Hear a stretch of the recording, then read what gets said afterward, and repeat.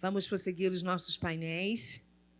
Hoje, esse dia tão emblemático para a gente, do resgate da nossa importância contra o racismo, sobre uma perspectiva reivindicando a cidadania, direitos, humanidade. Contudo, a gente sabe que a gente segue na base da pirâmide. Mesmo representando 28% da população brasileira, vamos aos números, e participando da geração de 40% do nosso PIB gerado pela população negra como um todo, a mulher negra, em uma sociedade com racismo estrutural tão arraigado, é um ato de resistência. E como resistência, as mulheres empreendedoras, as mulheres negras empreendedoras, enfrentam desafios para se posicionarem no mercado. Porém, muitas são as redes que estimulam e impulsionam a nós na busca por nossa autonomia econômica por meio do nosso próprio negócio. Para falarmos sobre esse tema, eu quero convidar ao palco. Eu vou começar pela Cleia. Por favor, Dina Cleia Galdino, ou Cleia Galdino, analista de governança da Serasa Experian.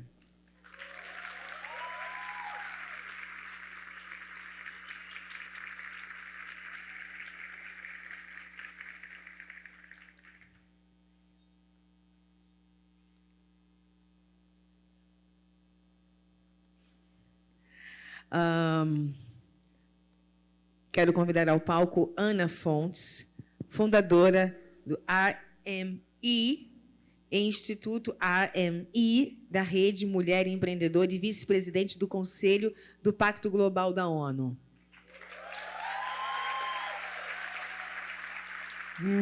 É você gostosa. Coisa chique. E... Olha! Que bom que você pôde vir. Michele Salles, diretora de Diversidade, Equidade e Inclusão e Saúde Mental, América da Ambev. Bom, a gente ficou preocupada. De nada, fica à vontade, por favor.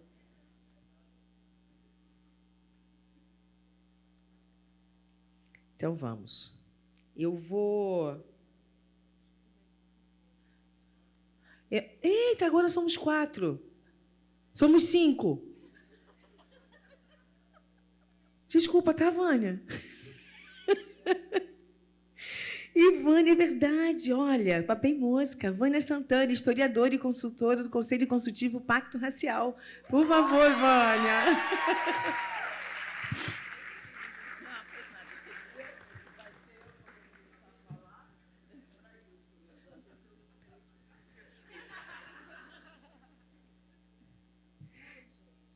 Então, vamos embora.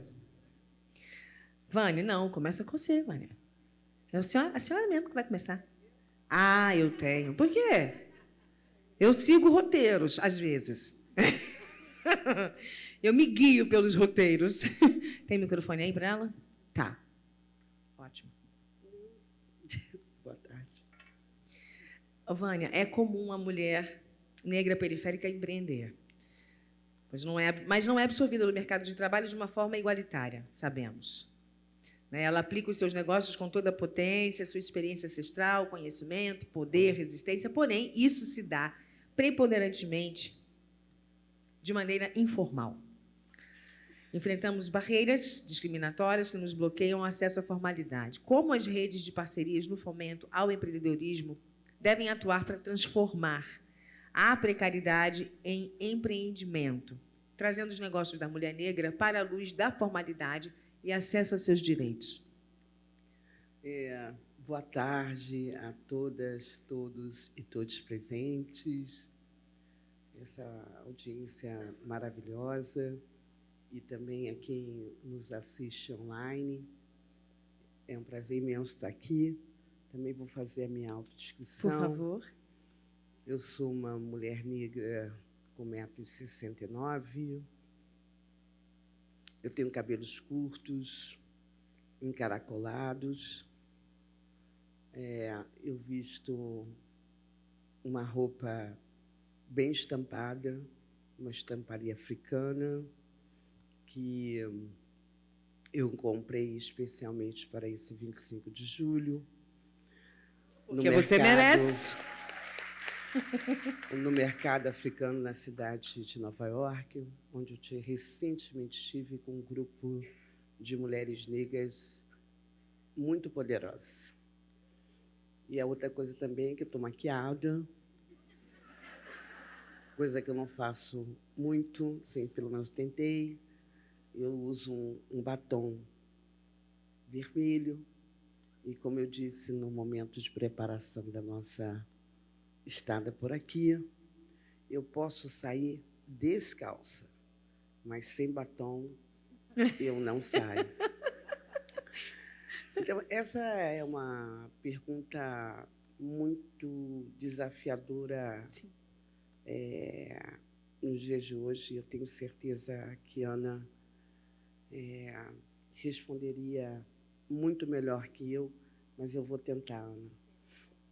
Eu vou tentar, mas eu vou tentar e falando um pouco dessa minha introdução. Eu não quero monopolizar essa mesa, mas eu acho que tem 2 ou 3 coisas que a gente deva falar no dia de hoje. Hoje é o dia 25 de julho e nas redes sociais aqui a gente já disse que nós estamos aqui porque houve um encontro de mulheres negras, latino-americanas e caribenhas em São Domingo, em 1992, para falar dos seus problemas políticos, econômicos, sociais, para falar de desigualdade e racismo. É por isso que a gente está aqui hoje. Porque um grupo de mulheres grande, um grupo grande, quase 500 mulheres, veio para fazer a coisa certa. A gente não pode, de forma alguma, esquecer esse ativismo extraordinário das mulheres negras fazendo uma coisa extremamente importante, política. É por isso que nós estamos aqui hoje. Vocês não estão aqui de graça. Todo mundo aqui deve alguma coisa a essa organização política das mulheres negras. A outra coisa que é muito importante, depois nessa fase impressionante, sim, importante.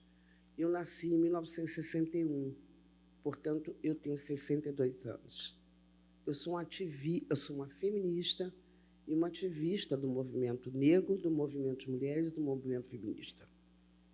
Né, Benilda? A gente tem uma longa história, uma longa trajetória de ativismo. E eu digo isso porque, para o ativismo, é muito importante que nós não esqueçamos daquelas que vieram antes. E é muito importante para essa plateia e quem está nos ouvindo que saibam que quem propôs o dia 25 como um dia das mulheres negras latino-americanas e caribenhas é uma mulher negra brasileira, Neuza Pereira.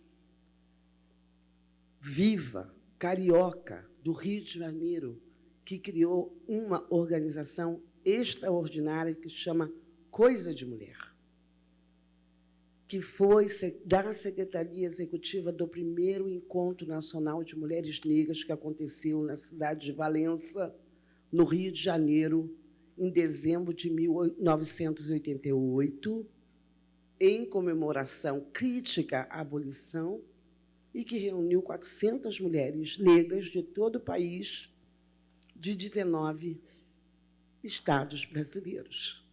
Estou contando essa história para dizer o seguinte: como as organizações devem fazer para atuar, eu só posso dizer o seguinte: se espelhem no que nós, mulheres organizadas, temos feito.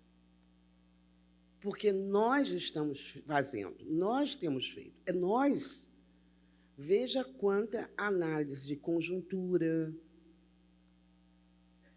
avaliação crítica de sistemas organizacionais, de disfunção sobre educação, nós tivemos desde que chegamos aqui, nos sentamos. O problema na sociedade brasileira, enfim, é que as nossas percepções sobre os problemas da sociedade, inclusive a organização política, são ignorados. Então, a pergunta é: como devem fazer? Devem fazer. Como devem atuar? Devem atuar. Porque não atuam. Eu gostaria aqui de falar, ficar dizendo, viu, de feitos. Mas, infelizmente, a sociedade brasileira, no que diz respeito à população negra, desculpa, só tem mal feito. A gente tem que admitir isso. É tudo no remendo. É por isso que a sociedade não vai dar certo. Daria certo se nós fôssemos 11%, e eu tenho dúvida. Mas quando 56% da população somos nós, é claro que essa sociedade, para funcionar, depende de nós. Ou será para todos nós, e todas nós, ou não será para ninguém. Isso aqui tem que deixar de ser um território ocupado para ser uma nação. E é isso que a gente está dizendo para a sociedade. As mulheres negras, os homens negros, a juventude negra, os povos originários. Não entenderam? Quer chamar isso de letramento? Me recuso. Eu não chamo de letramento uma coisa que é fundamental para o destino dessa nação. Eu não quero que vocês entendam sobre raça e sobre racismo. Eu quero que vocês entendam sobre o país. Porque nós temos uma proposta para o país, que é a proposta da inclusão, que é a proposta do respeito, da igualdade, da oportunidade, da não discriminação. Isso é um processo, um projeto civilizatório. Então, para terminar, não é crítica, eu venho de sociedade civil organizada. Fui assistente de direção da FASE, do IBASE, sou presidente do Conselho do Instituto Brasileiro de Análises Sociais e Econômicas e Sociais, o IBASE, no Rio de Janeiro. Fui formada pelo Betinho, me tirou da universidade e me levou para o IBASE. Eu tive o melhor mentor que eu podia ter na minha vida, por isso que eu tenho segurança absoluta de dizer o que eu estou falando. E qual é? Tem que atuar, tem que melhorar e tem que reconhecer que o racismo e a discriminação racial, em todos os projetos sociais patrocinados, tem viés. Qual viés? Não reconhece o racismo como sendo um problema. E ele é um problema. Por que ele é um problema? Porque ele hierarquiza as pessoas. Porque diz que um determinado grupo da sociedade brasileira, sabe lá por quê, deveria ter mais direito que outros. E isso está errado. Está errado. É que nem a gente dizer para uma criança, dizer assim, olha, quando você chegar na casa da pessoa, de uma outra pessoa que você não conhece, você pede licença, dá bom dia, dá boa noite, dá boa tarde, certo?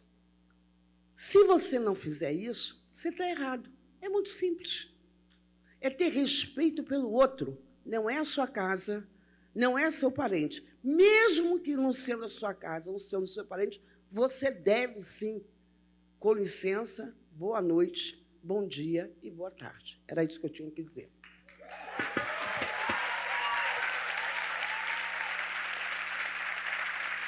E tu não queria começar, criatura? Pelo amor de Deus.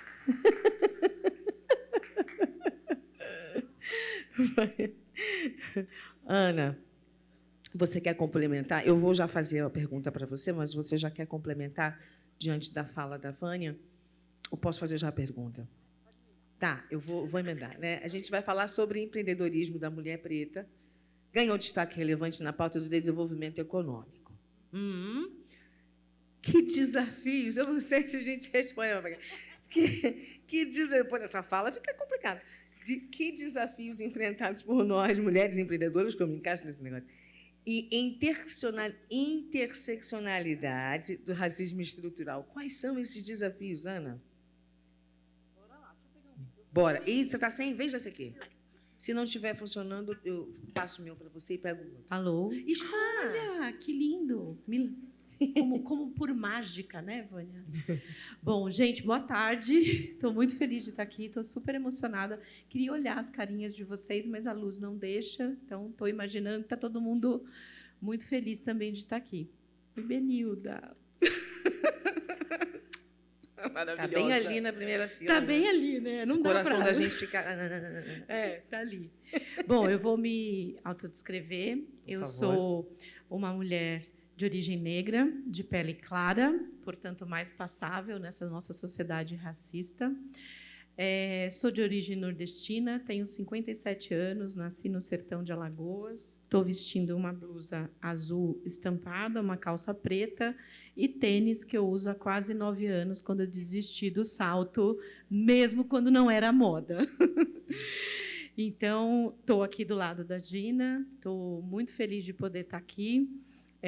Trabalho com empreendedorismo e com geração de renda para mulheres há 15 anos, quando eu criei o meu primeiro negócio, e há 13, quando eu fundei a Rede Mulher Empreendedora, o Instituto RME, que nesses 13 anos de existência já impactou a vida de mais de 10 milhões de mulheres pelo Brasil afora com geração de renda. Eu tenho falado muito para todo mundo, todos os espaços onde eu tenho ocupado ou tentado ocupar, que a gente precisa botar dinheiro na mão das mulheres. Porque a gente precisa botar dinheiro na mesa. A gente trabalha com educação, com mentoria para as mulheres, conectando e apoiando essas mulheres em grupos locais. E de 4, 5 anos para cá, eu falei, gente, não dá para a gente só educar, só conectar, só capacitar e não botar dinheiro na mesa. A gente precisa botar dinheiro porque é o dinheiro que muda o jogo. Né? Obviamente, não é ele sozinho, mas é ele que vai mudar essa jornada. E aí a gente passou a trabalhar, né, especialmente nos programas que a gente tem lá, oferecendo também recursos financeiros. E aí é muito interessante a gente entender o quanto que é essa combinação de oferecer educação, de oferecer essa conexão entre as mulheres, fortalecer os grupos locais e conseguir botar dinheiro na mesa, o quanto isso muda o jogo localmente. A gente faz acompanhamento de todos os nossos programas e, recentemente, a gente pegou um grupo lá de 350 mulheres para avaliar o quanto as microdoações que a gente fez, porque, obviamente, não dá para a gente fazer para todas, a gente adoraria, mas a gente não consegue, porque a gente depende de doações, o quanto isso mudou, de fato, a vida das mulheres. Tem gente que fala para mim assim, mas dá R$1.000, R$2.000, não muda a história. Mas aí, quando você vê uma mulher que ganha R$2.000 e consegue comprar um fogão, consegue comprar uma geladeira e consegue fazer o bolo, o doce e mudar a realidade ali do que ela está fazendo, você vê quanto que essa transformação é importante. Agora, respondendo à pergunta, quais são os grandes desafios? Né? Quase 70% dessas mulheres que a gente atende na rede são mulheres de origem negra ou de povos originários.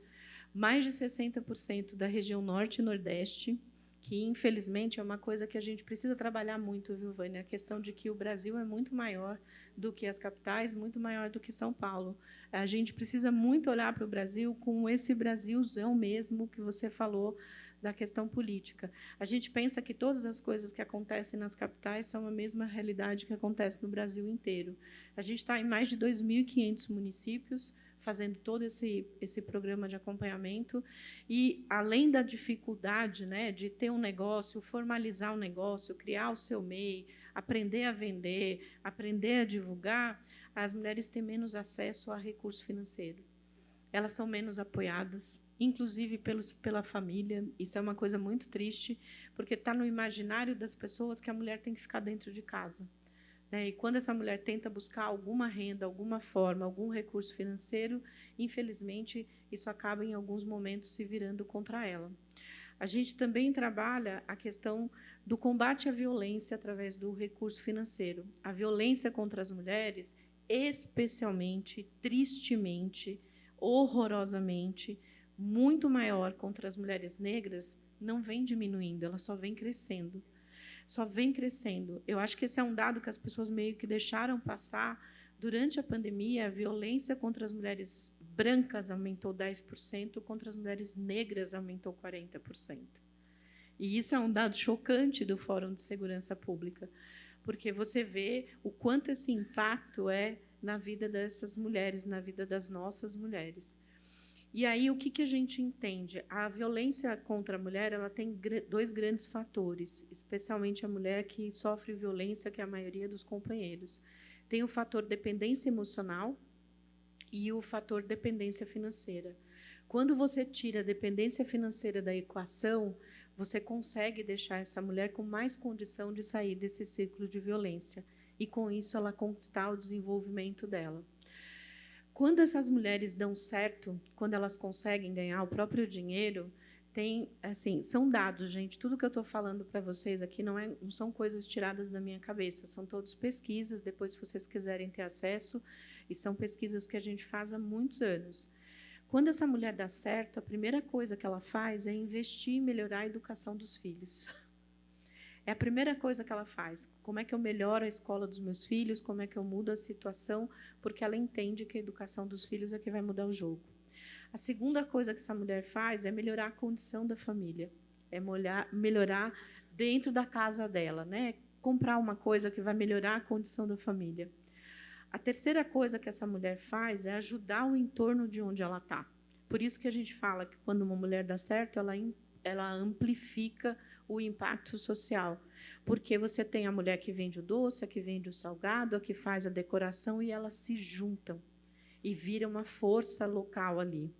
A quarta coisa que essa mulher faz é que, quando ela dá certo e ela gera emprego, quem que ela emprega? Outras mulheres. E ela cria um círculo de prosperidade no entorno dela, porque ela vai trazendo outras mulheres. Eu tenho falado e batido nisso insistentemente há anos, acho que mais de uma década, que, se a gente quer mudar a sociedade, a gente tem que começar apoiando as mulheres e começar apoiando as mulheres negras. A gente tem como a Vânia falou, assim, a gente tem que entender que tudo é política. Se a gente não briga pelos nossos espaços, se a gente não briga por onde a gente tem que estar. E, quando a gente fala de empreendedorismo, eu não gosto muito de falar de empreendedorismo na perspectiva de precarização do trabalho, que é uma coisa que muita gente faz. Vai abrir o seu negocinho, vai fazer sua coisinha. Não é abrir o negocinho e fazer sua coisinha. É buscar o dinheiro de forma digna, receber apoio, ter acesso a crédito, conseguir vender o seu produto, conseguir vender o seu serviço, ter a sua formalização, ter a sua dignidade. Empreender não é você acordar de madrugada com os filhos ali do lado, não tendo condição. Nós temos 2,5 milhões de falta de vaga em acesso à creche. Quem que são mais afetadas nas faltas de vaga de acesso à creche? E sabe qual é o problema, gente? Isso é uma coisa que não é divulgada, não é falada. As filas de prioridade das creches priorizam quem tem carteira assinada. Quem tem um pequeno negócio, quem tem um MEI, não está priorizado. Então, as mulheres, e especialmente as mulheres negras, têm mais dificuldade. É por isso que eu estou falando assim, a gente tem que brigar por ter condição. Eu não quero as mulheres empreendendo precarizado. Eu quero as mulheres empreendendo, ganhando dinheiro, construindo a sua vida, desenvolvendo o seu negócio e fazendo aquilo que elas querem fazer e recebendo apoio de política pública. Política pública. Eu fujo do modelo de heroísmo individual. Eu não sou uma heroína, não vou resolver o problema de todas as mulheres. Eu faço o meu trabalho, impacto a vida de milhões de mulheres, mas eu tenho que brigar por política pública, não importa o governo que esteja aí. E eu vou continuar brigando para as mulheres terem acesso a dinheiro, para elas terem condições de ter o seu negócio, para elas buscarem um caminho delas, especialmente para elas terem dignidade de fazerem o que elas querem, como elas quiserem fazer. E é isso que eu vou continuar fazendo. Desculpa se eu me estendi aqui. Não, obrigada, gente. Maravilhoso. Não, você não se estendeu. Na medida em que você se estende, você já vai respondendo até outras perguntas que eu poderia vir a fazer à senhora. Então, a gente já vai pulando etapas, entendeu? E já vai migrando para a Michele. Pega o microfone, Michele. Michele, mediante a fala da Ana, né, Então, nossa, eu fiquei um pouco assustada, impactada com essa questão da mãe que não tem, por exemplo, uma carteira assinada. Como é que ela vai fazer, então, para trabalhar, gente, se não tem onde deixar as crianças? E não está escrito isso em lugar nenhum. Isso é coisa que acontece sem estar escrito. Prioriza quem tem carteira assinada, Eu fiquei sem tristemente. fôlego agora. Mas, enfim, vamos lá. Então, Michele, presta atenção. Já que é assim, como é que a gente faz? Como é que uma empresa pode oportunizar a formação profissional, por exemplo, e fomentar o empreendedorismo da mulher preta periférica? Como é que a gente faz isso? Como é que a gente ajuda? Já vou contar. Oi, gente. Boa Conta tarde. pra gente. Primeiro eu vou fazer minha autodescrição. Por favor. Então, sou uma mulher negra. Eu tenho 1,80 m. Todo mundo começou a falar da altura, né? Eu tenho que contar essa também. Não contei a minha. Eu tenho 1,80 m, estou com tranças que vão até, né, o meio das costas, mais ou menos. Estou hoje com uma camiseta branca, um casaquinho levinho azul e uma calça rosa com uma sandália cor-de-rosa. Tá? E eu vou trazer 2 olhares aqui, se vocês me permitirem. Em que sentido?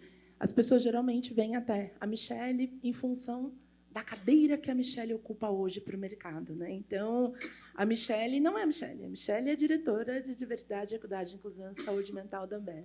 Isso é um ponto bem interessante. Então, quando a gente olha para esse processo do empreendedorismo, o que enquanto empresa, pode fazer, eu vou contar um outro lado também.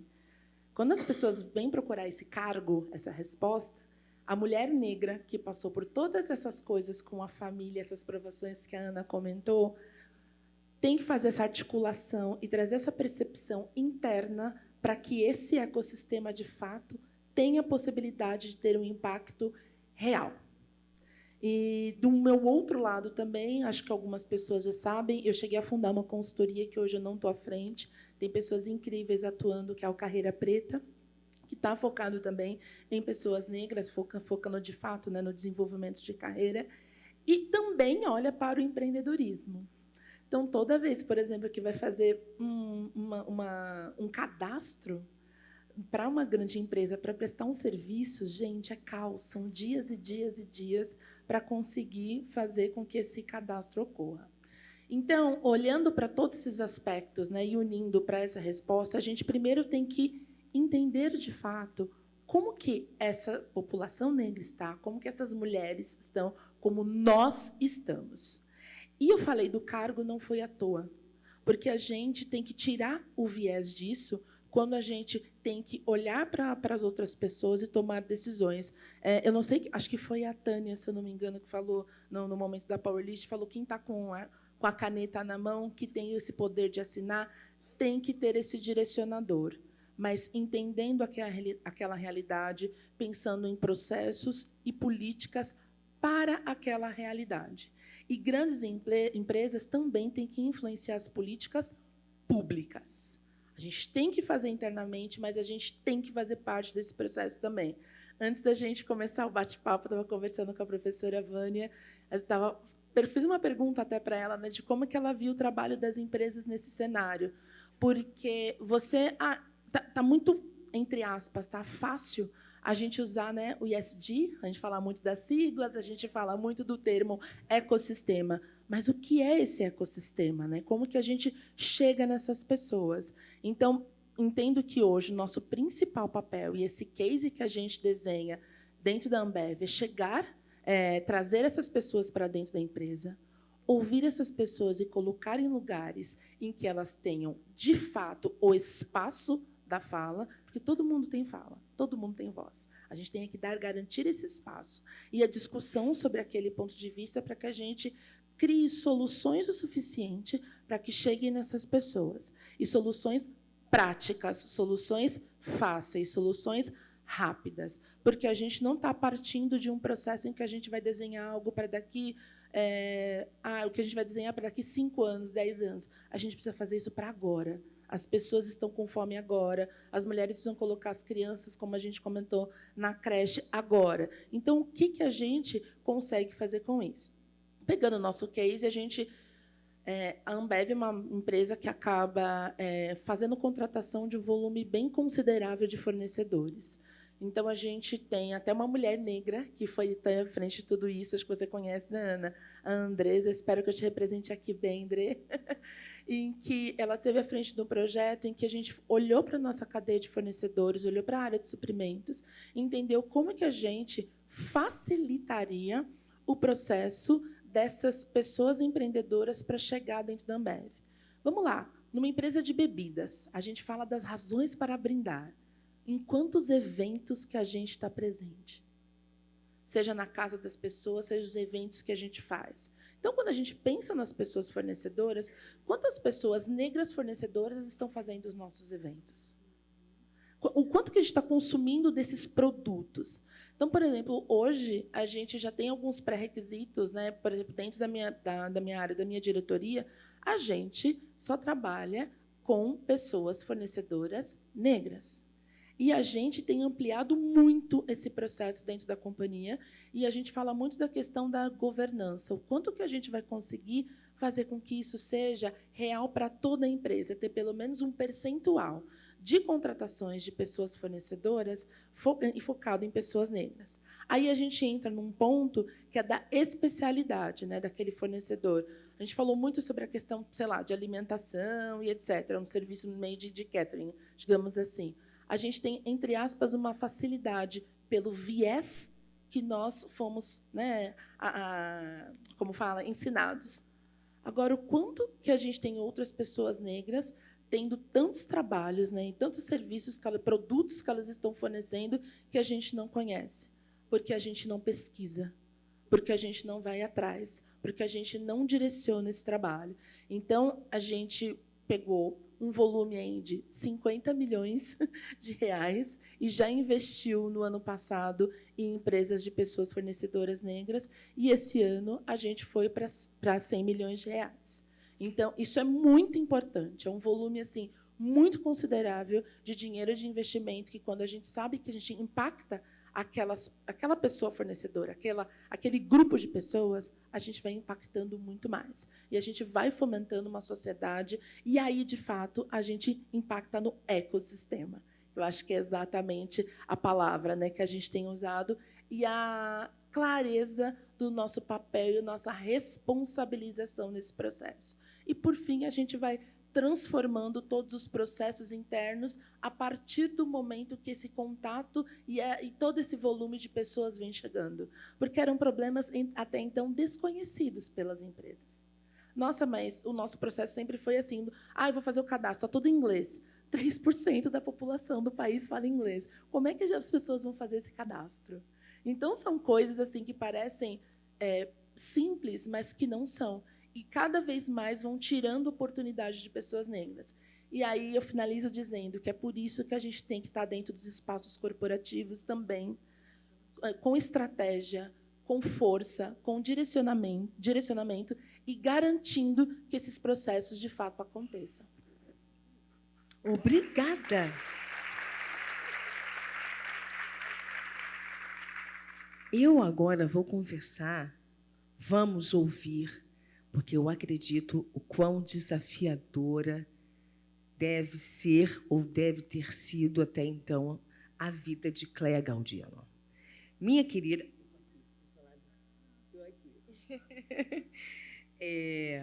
conta para mim, para nós, se você conseguir sintetizar, porque eu acredito o quanto de experiência e vivência você possa nos oferecer, mas da sua trajetória, na verdade, né, os maiores desafios que você teve em empreender na sua própria vida.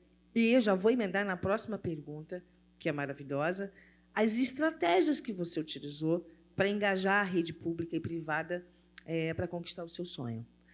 Pá, arrematei duas numa só, tu manda brasa.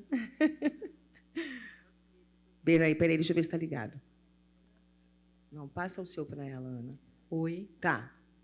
Já facilita o processo. Bom, eu vou me autodescrever aqui. Por favor. Não sei se tem outras pessoas com deficiência visual, mas eu sou uma mulher preta, de cabelos presos, hoje um pouco para baixo dos ombros, estou com vestido estampado, brinco e colar com os 2 tons de verde, verde claro e verde escuro, e um cão guia preto labrador Elis, que está aqui roubando a cena para variar. Né?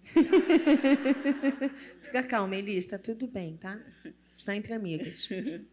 Bom, quando se fala em empreendedorismo, a gente já pensa em abrir um negócio. E hoje eu estou falando mais sobre empreender a vida, porque eu cresci numa família de baixa renda e o empreendedorismo ele veio na minha vida muito cedo. Né? Eu fui estudar numa outra cidade e, para isso, eu precisava gerar recurso para custear os estudos. E, para isso, eu precisei fazer alguns quitutes para vender na escola e conseguir esses recursos. Mas eu, na época, nem sabia o que era empreendedorismo. E aí, passei para a faculdade e, já na faculdade, no penúltimo ano, acabei perdendo a visão por uma doença. E aí, eu tive que me recolocar para saber qual era o meu papel na sociedade, qual era o meu papel na família, como que eu ia me ver, porque até então eu cresci lidando com a questão do racismo. O machismo não era tão presente, porque a minha família é majoritariamente feminina, mas a questão da deficiência não tinha referência, não tinha amigos, não tinha... Eu via uma ou outra pessoa cega, mas era só isso, eu via na rua, não tinha nenhum contato. Né? Então, como trabalhar o meu viés e como me posicionar e como seguir adiante. Né? Eu tinha duas escolhas, ou ficar lamentando ou seguir adiante. Então, eu voltei para o mercado de trabalho, então eu tive que interromper a carreira que eu tinha escolhido na faculdade, concluí, mas não segui. E aí fui para uma empresa que também não sabia o que era lei de cotas, não sabia o que era lidar com a pessoa com deficiência. E aí eu tive, né, que trazer isso para mim, e aí eu tinha ou como deixar a porta aberta para outras pessoas que viriam depois de mim, ou fechar de vez. E aí, de fato, né, eu precisei agarrar as oportunidades que a empresa estava oferecendo para conseguir trilhar essa carreira. E aí vem, né, também uma conta alta, porque, mas você está deslanchando, e os outros? E aí eu falei, bom, os outros são os outros, né? A gente não pode colocar tudo na mesma régua. Cada pessoa tem a sua história, né? Não é porque duas pessoas são cegas que as duas vão aprender braille, que as duas vão ter cão guia, que as duas vão usar bengala, enfim.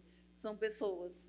Né? E a primeira coisa foi tirar essa estigma, você está superando, você é uma superação. Não, né, eu sou a Cleia, e ponto. Né?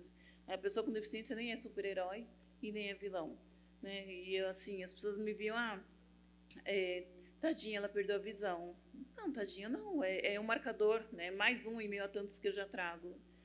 E aí, essa questão de empreender na minha vida também eu levei para o esporte, porque logo depois que eu perdi a visão, né, eu fui ganhando cada vez mais peso, porque não via mais oportunidades.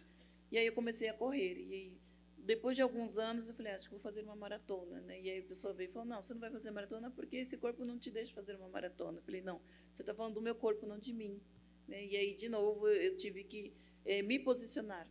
Então, assim, como que a sociedade vai me ver? Como uma coitadinha ou como alguém determinada? Então, essa luta ela é diária mesmo. Né? Não é só porque eu já estou há muito tempo no ambiente corporativo que ela muda. Não, não muda. Pelo contrário, recentemente eu consegui uma certificação, que ela é difícil, né? Yellow Belt, algumas pessoas talvez conheçam. E aí eu fui uma das poucas pessoas, se não a primeira, com deficiência visual, a conseguir essa certificação. E aí as pessoas olham, mas será que não teve favoritismo aí? Então, assim, é uma luta, né, constante. Rapaz, olha, eu vou falar uma coisa séria. Me dá vontade. Eu não vou dizer que dá vontade, não, porque vocês entenderam. Né? Olha! Continua, Cleia, é aquele por favor. momento que eu penso, eu gasto meu réu primário ou eu...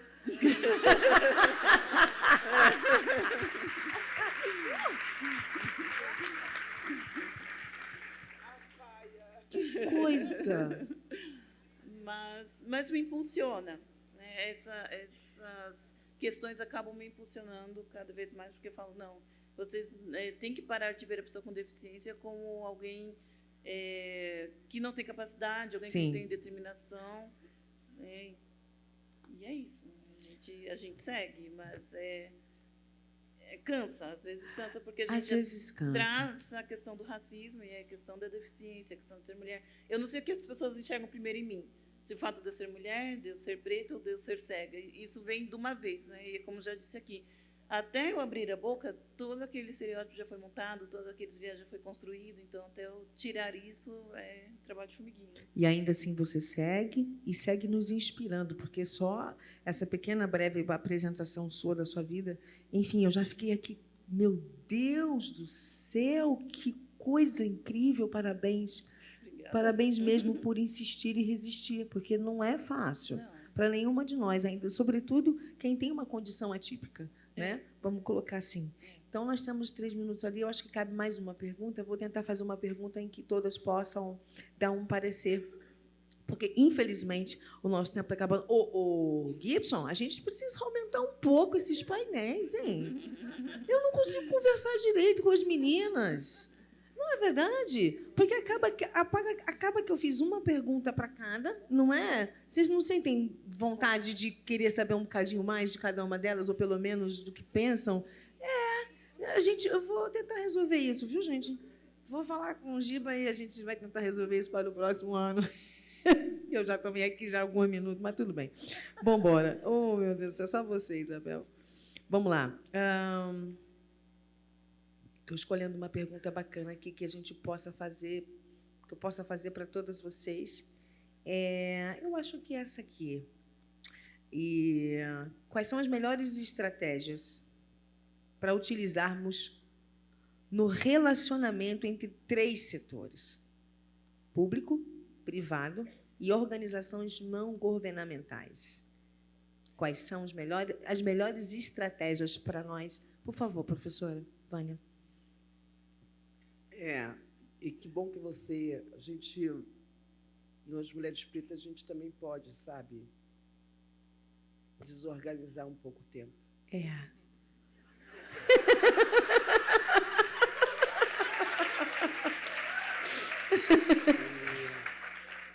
Porque esse é o tempo da gente falar de nós, entre nós.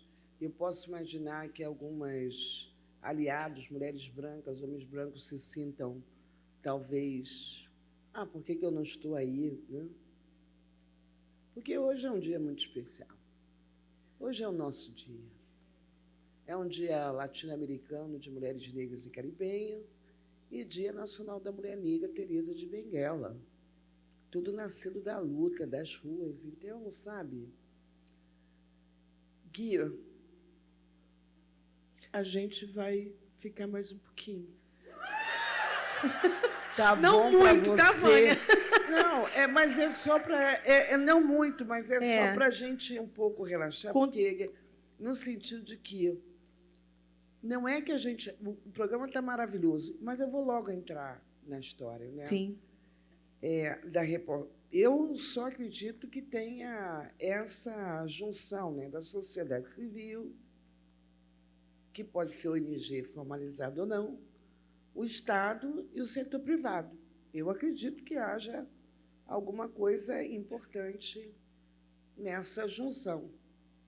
No nosso caso de superação da situação de desigualdade de gênero e de raça, sem a atuação do poder público é muito difícil. E eu vou lembrar que eu tenho que fazer essa defesa aqui. Eu só acredito em política de ação afirmativa. Isso é que eu acredito. É nisso que nós, Movimento de Mulheres Negras, Movimento Negro, temos pautado a sociedade. E temos sido bem-sucedidos. Temos muita coisa por resolver: pobreza, desemprego, genocídio da população negra, violência doméstica e familiar entre as mulheres negras, feminicídio das mulheres negras. Temos um problema enorme para resolver. E nós estamos colocando ele na mesa há algum tempo. E essa semana e esse dia é um dia como esse.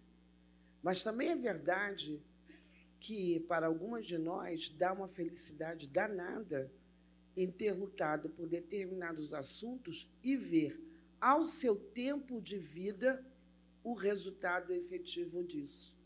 Estou falando das políticas de ação afirmativa para ingresso nas universidades públicas. Eu lutei, eu vi aqui nesse palco o resultado. embora algumas não tenham dito que tenham sido beneficiárias ou direito de política de ação afirmativa na universidade. Mas não tem problema, a secretária executiva do Ministério da Igualdade Racial, dirigido pela ministra Aniele Franco, disse que é resultados das ações afirmativas. Então, para terminar, eu vou dizer o seguinte: todos os aliados são bem-vindos, homens e mulheres, mas eles precisam acordar e ter uma disposição sincera de apoiar políticas de ação afirmativa para pessoas negras e para as mulheres negras. É necessário haver esse deslocamento ou esse privilégio excessivo, que é, no final, a subtraição e o sequestro de direitos de muitos. Não está funcionando, gente. E nós, mulheres negras, sabe, e Cleia, vai ser sempre a minha inspiração. Eu vou dizer o seguinte para vocês: nós não somos heroínas. De verdade, nós não somos mulheres negras heroínas. Mas só para ficar registrado, como escravas, como pessoas escravizadas, fomos nós que construímos essa bagaça. Muito obrigada.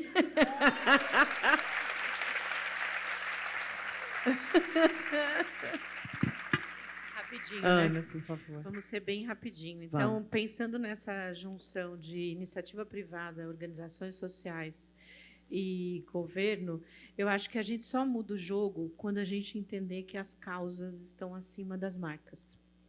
Né? O que eu mais vejo são organizações, empresas pensando em criar coisas que já existem. Então, quando a gente entender que as causas, os movimentos estão acima das marcas, eu acho que isso muda o jogo. Uma outra coisa que eu acho que muda o jogo, e é muito difícil, porque todos nós somos vaidosos, Falei disso cedo hoje. Falei a gente sair dessa visão de protagonismo, de vaidade, de quero que seja meu, que tenha o meu nome, e a gente fortalecer quem já está fazendo bem as coisas. É muito duro, porque nós todos somos seres vaidosos, mas quando a gente olhar para isso de verdade, a gente vai ser menos fragmentado e a gente vai ser mais forte, e a gente vai mudar o jogo quando a gente sair desse lugar do individual. Eu costumo chamar de menos eu, mais nós. Menos eu, mais nós. Para a gente trabalhar junto. E a terceira coisa, que eu acho que é também muito importante, parece uma coisa boba e meio piegas, é a gente cada vez mais estar mais junto. Né?